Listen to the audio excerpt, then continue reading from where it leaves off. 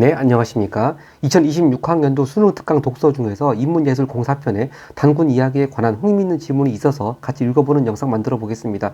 이 지문은요, 우리가 배경 지식을 잘 알고 있기 때문에 이해하는 데 큰 어려움은 없을 것 같습니다. 먼저 첫 문단 시작하겠습니다. 삼국유사 기입편에서, 자, 이 삼국유사 하면은 고려시대 때 이련이 쓴 책이라고 다 알고 있습니다.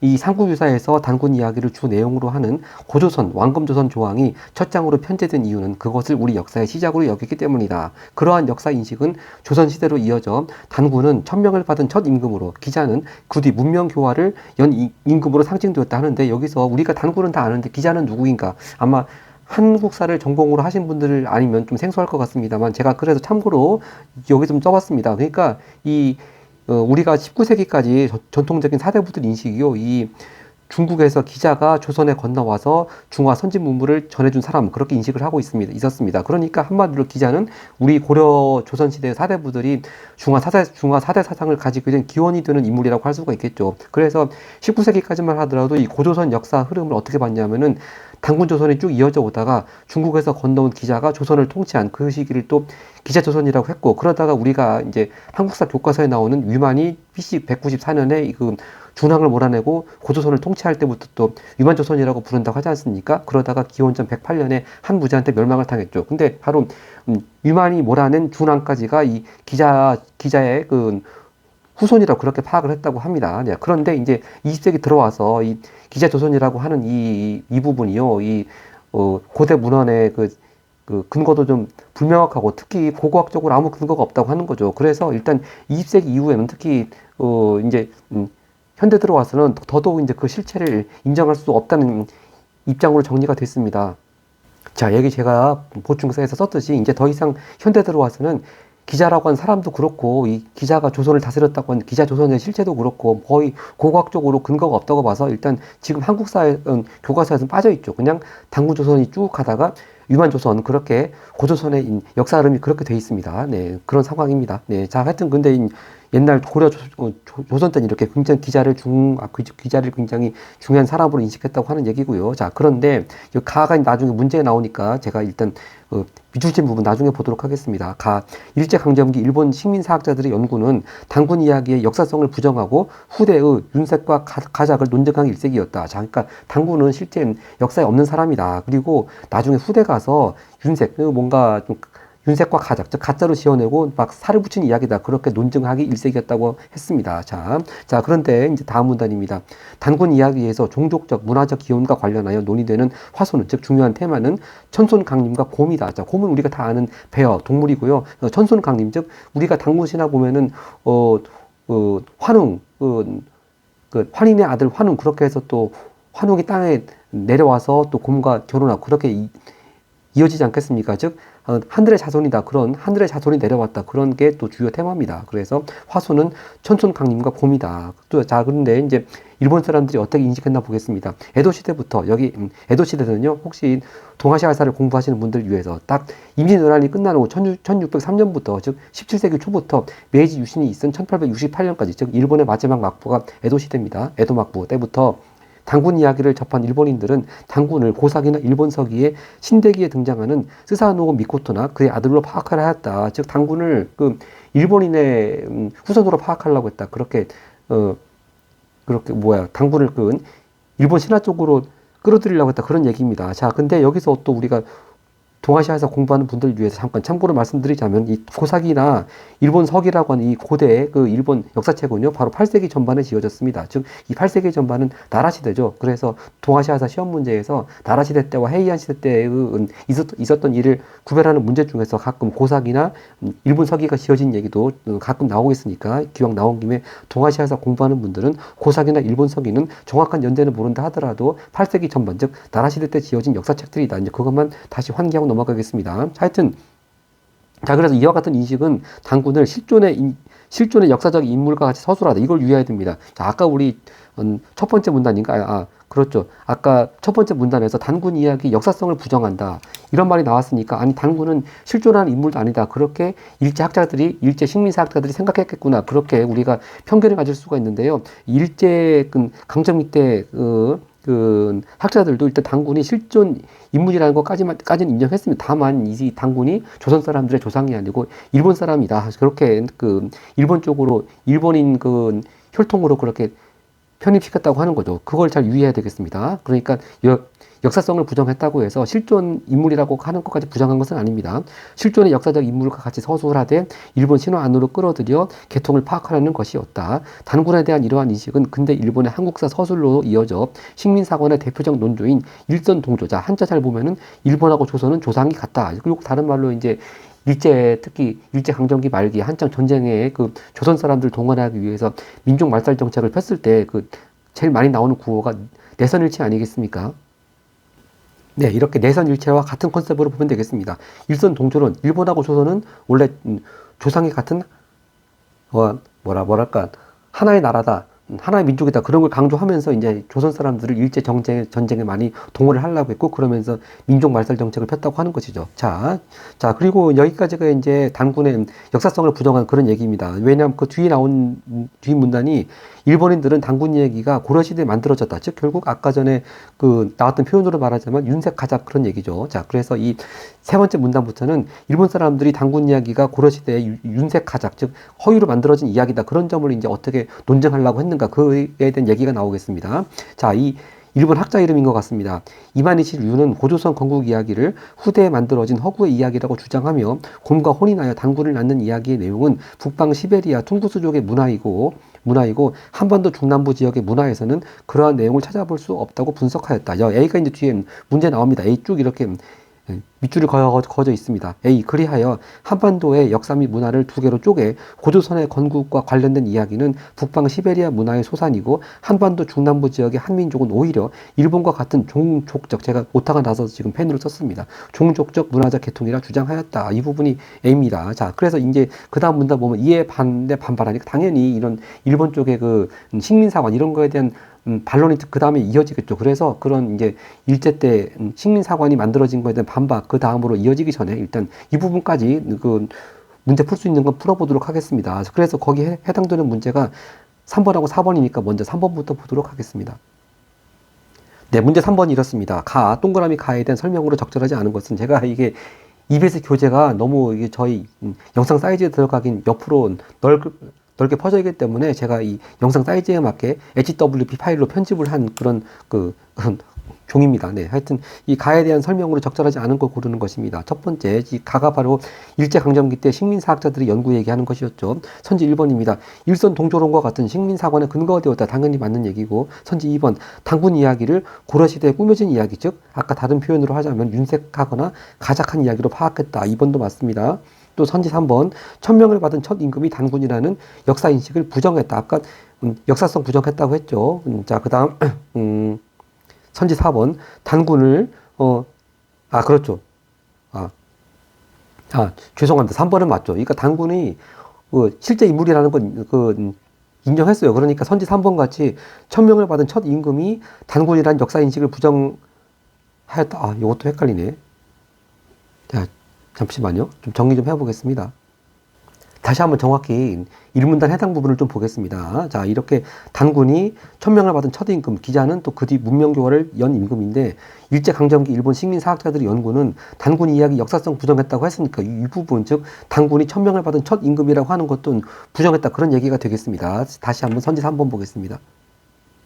네, 다시 한번 지문으로 돌아가서 보니까 다시 좀 헷갈리던 게 정리가 됐습니다. 네, 그래서 일본 일제강점기 때 식민사학자들은 단군을 천명을 받은 첫 임금이라는 그런 역사 인식을 부정했죠. 근데 이거하고 우리가 헷갈리지 말아야 될 게 단군이 그렇다고 실존 인물이 아니라는 건 아니었습니다. 실존 인물은 실존 인물인데 이 선지 4번 같이 단군을 일본 신화에 등장하는 스사노 미코토나 그의 아들이라고 주장했다. 즉 일본 사람 계통이라고 이렇게 억지로 혈통을 끼워 맞췄다고 해야 되나? 그런 식으로 억지로 왜곡해서 편입시켰다 그런 얘기겠죠. 자, 그렇게 해서 3번하고 4번 같이 그렇게 이해가 정리되면 되겠습니다. 그럼 답은 5번밖에 될 것이 없네요. 단군 이야기의 화소를 윤색하고 가작하여, 아까 윤색 가작 나왔죠. 여기까지는 맞는데 한반도 문화의 단일성을 강조했다. 이게 아니죠. 아까 분명히 아까 좀 이따 A도 나오겠지만 한반도의 단군 이야기는 북부 퉁구스계 북방 시베리아 계통에 영향받았다고 했습니다.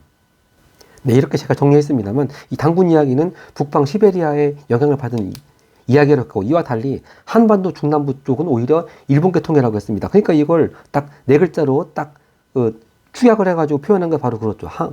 한반도 역사 및 문화를 두 개로 쪼개, 네 글자가 아니고 다섯 글자네요. 두 개로 쪼갰다고 했습니다. 두 개로 쪼개. 그게 바로 핵심이죠. 그러니까 이 한반도 문화의 단일성을 강조한 것이 아니죠. 네, 답을 그래서 5번이 가장 확실하겠습니다. 네. 자, 그리고 바로 다 같은 이야기입니다. 자, 아까 A로 이어지는 문제 4번을 보겠습니다. 네, 4번은 지도 그림이 있는 문제인데요. 보기 입장에서 A 주장을 반박할 때 가장 적절한 것은 인데, 자, 먼저 A 주장 다시 한번 지문으로 거슬러 올라가서 보겠습니다.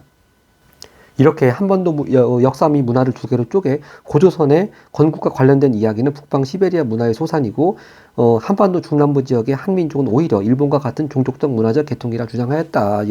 여기까지 일단 읽어보고 다시 4번 문제 보겠습니다.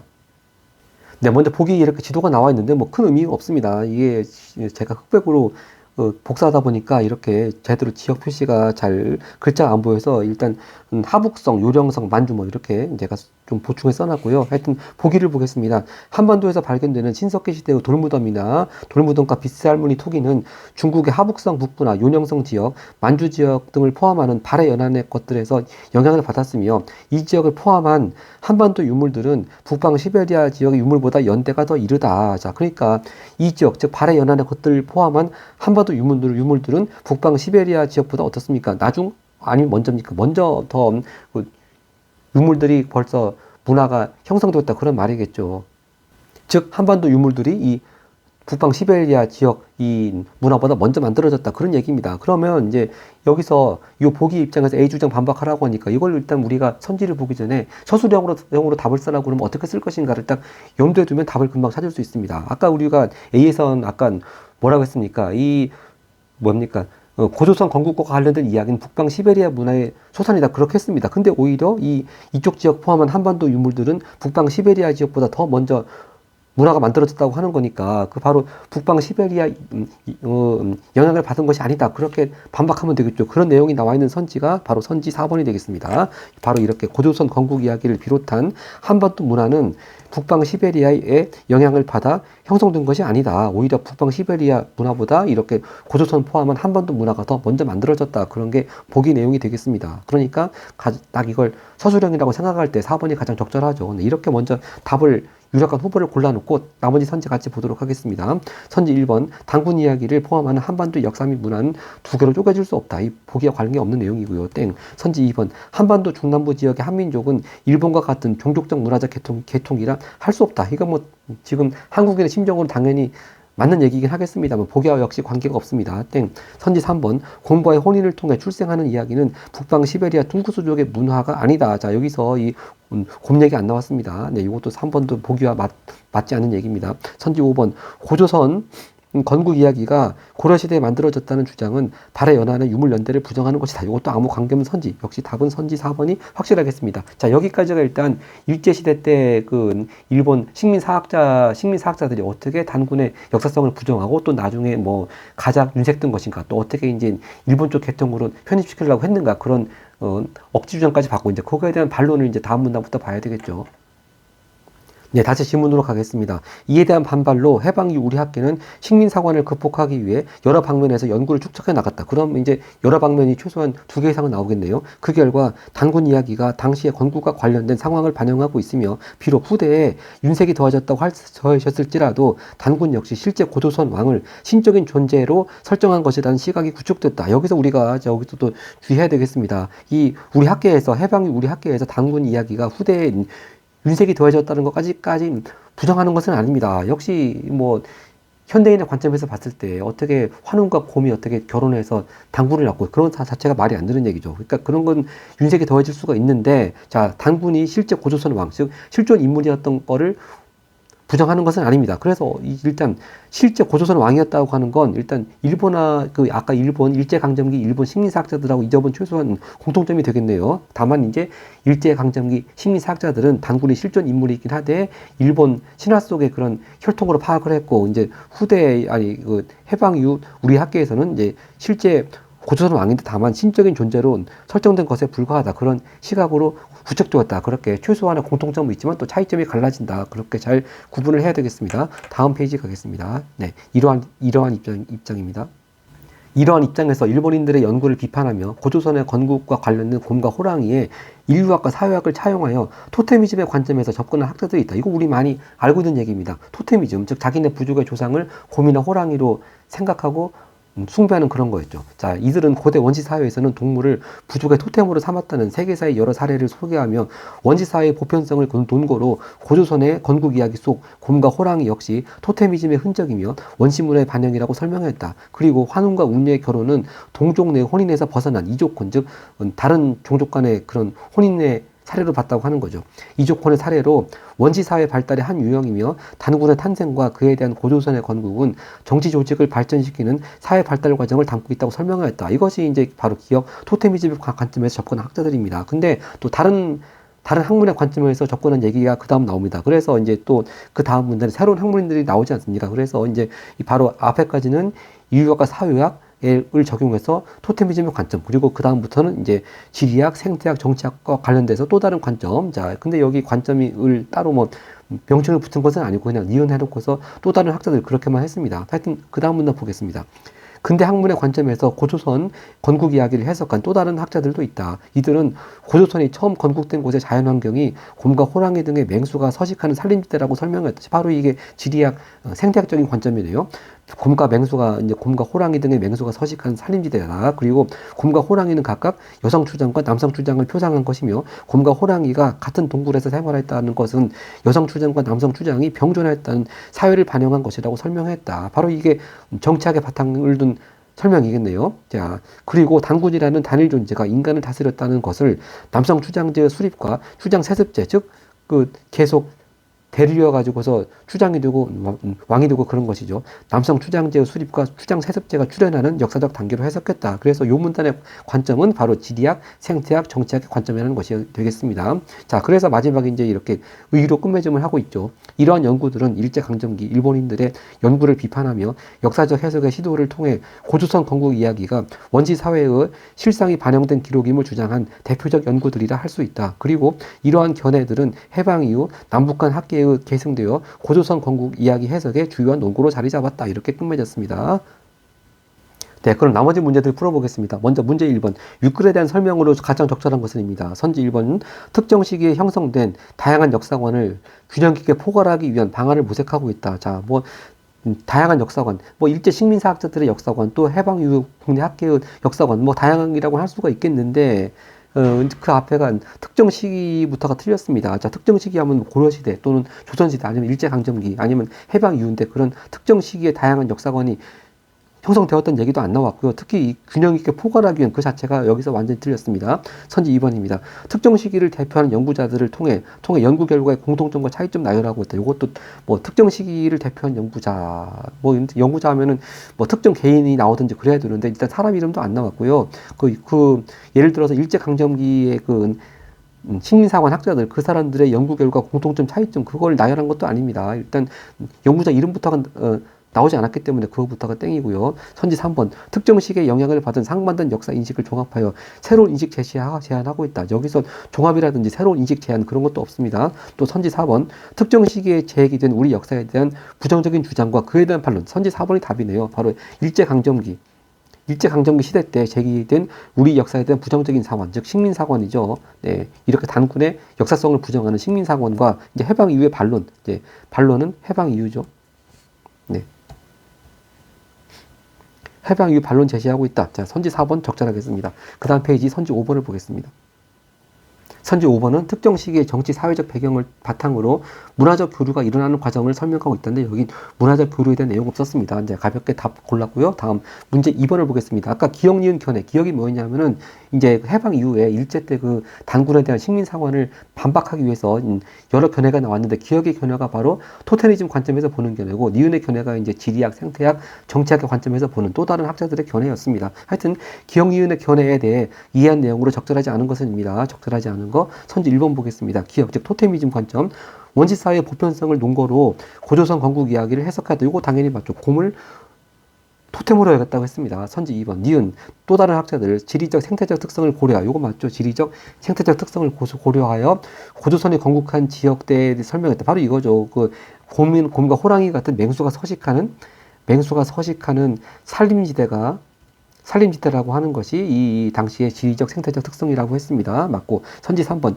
기업과 니은 모두 단군 이야기를 원시사회의 실상이 반영된 고조선의 기록으로 보았다. 이거 당연히 맞고요. 선지 4번. 기업과 니은 모두 곰을 부족의 토템으로 해석하고 곰을 통해 사회 발달 단계를 가늠했다고 했는데, 일단 곰을 부족의 토템이라고 해석한 건 기억에 한정된 이야기고 니은이 아니죠. 이것부터가 4번이 땡입니다. 답은 그럼 선지 4번이 답이겠습니다. 마지막 선지 5번입니다. 기억은 곰과 호랑이를 부족의 상징으로 해석했고, 즉 토템, 이건 맞고요. 근데 니은은 여성 주장과 남성 주장의 표상으로 해석했다고 했는데, 이것도 맞죠. 그러니까. 네, 이것도 적절하게 되겠습니다. 곰은 여성 주장, 또 호랑이는 남성 주장을 표상한 걸 봤다고 하는 거. 선지 5번도 맞겠습니다. 그래서 적절하지 않은 거 선지 4번이 되겠네요. 네, 기억에만 곰을 부족의 토템으로 해석한 것은 기억에만 한정된 얘기가 되겠습니다.